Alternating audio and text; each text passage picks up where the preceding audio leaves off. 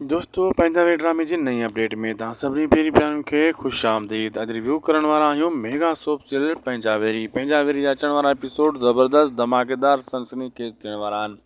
इन्हनि में तव्हांखे घणो कुझु ॾिसण वटां मिलंदो।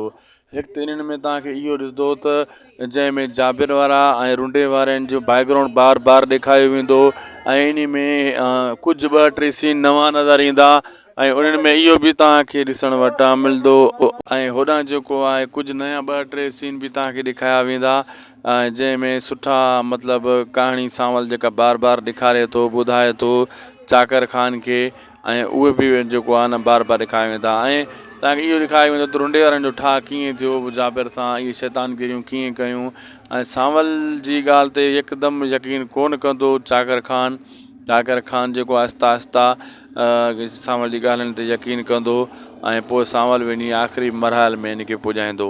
थी सघे थो घणियूं क़िस्तूं लॻी वञनि काफ़ी क़िस्तनि ताईं इहे सीन तव्हांखे ॾिसण वटां मिलनि। दोस्तों अॼु जो वीडियो पुॻो पंहिंजी पुॼाणी ते असांखे ॾींदा इजाज़त। मिलंदासीं तव्हां सां कंहिं ॿिए वीडियो में। महिरबानी करे असांजे हिन यूट्यूब चैनल शाहिद खोसो वर्क खे ज़रूरु सब्सक्राइब लाइक शेयर कंदा।